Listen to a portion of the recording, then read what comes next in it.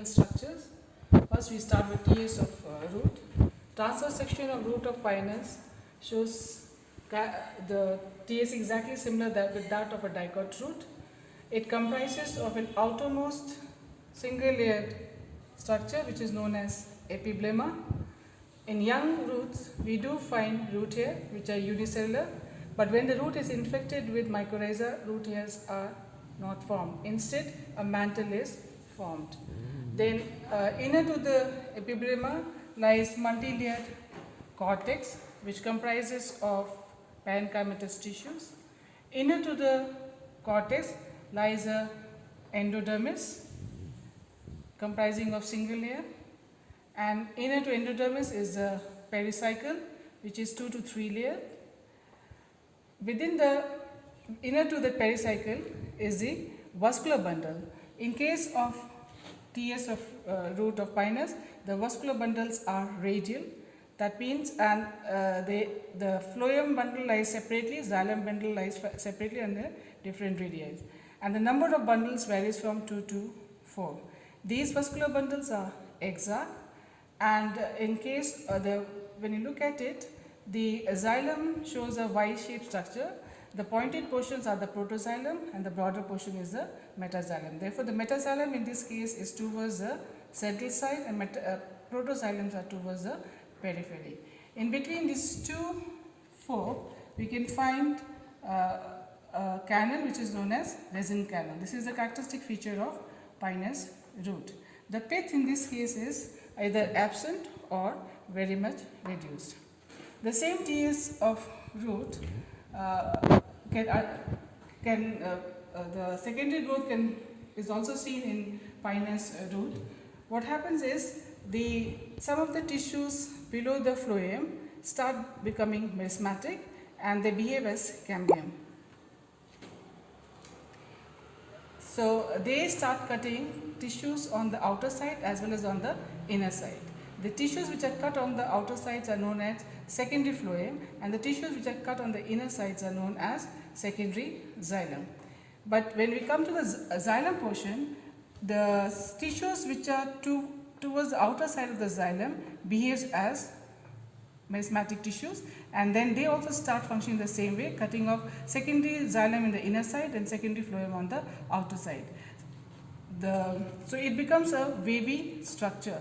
The tissues some of the tissues of the pericycle, they also behave as cambium, and the similar pattern they also cut off secondary phloem on the outer side and secondary xylem on the inner side. After some time the whole thing becomes continuous, and these primary vascular tissues are pushed towards the periphery, and after some time they are crushed and is taken over by the secondary tissues. So that is the growth of secondary growth in case of root is just like that of a dicot root. Now we come to the TS of stem. Transverse section of stem of pinus is also exactly that of a dicot stem. The structures are like that of a dicot stem. It comprises of an outermost single layered structure, which here it is known as epidermis. This epidermis is covered outside by a thick cuticle, and inner to the epidermis there are 2 to 3 layer structure which is known as hypodermis. These hypodermal cells are slightly parenchymatous. Inner to the hypodermis are few layered cortical cells which forms the cortex. These cortical cells are parenchymatous. In this cortex region there are numerous resin canals present, and then inner to the cortex lies a single layered endodermis, but this endodermis is not very much differentiated in case of pinus. Then inner to the endodermis there are 2 to 3 layered cells forming the pericycle. Inner to the pericycle are the vascular bundles. In this case, just like that of a dicot stem, the vascular bundles are arranged in a ring. They are numerous in number and they are conjoined, collateral and open. Open means the cambium is present. Inner to the vascular bundle lies a pith. In between the vascular bundle there are tissues which connect the pith Parenchymatous tissues will connect the pith with that of the cortex, and these are known as medullary rays. So we can see the medullary rays. Now coming to the secondary growth in thickness, it is just like that of a dicot stem. The fascicular cambium and the fascicular cambium and the tissues in between the two vascular bundles, they start behaving merismatic, so they become interfascicular cambium. This is fascicular cambium. They join together and form a ring which is known as cambial ring. This cambial ring cuts off tissues on the outer side, which is secondary phloem, and tissues on the inner side, which will be secondary xylem.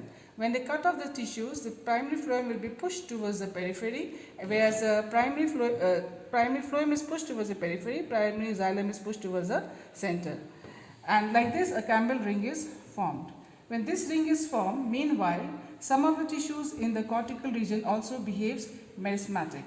And when they behave merismatic, they form a thing known as phellogen.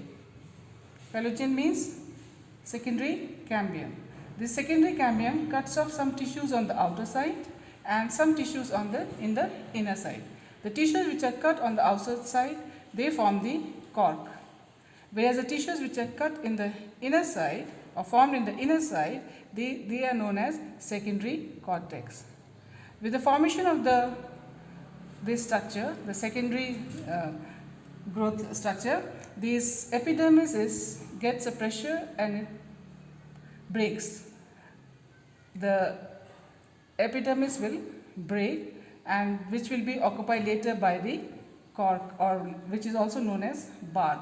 That's why in case of pine, a lot of bark is formed. So this is the primary and secondary structure of pinus stem.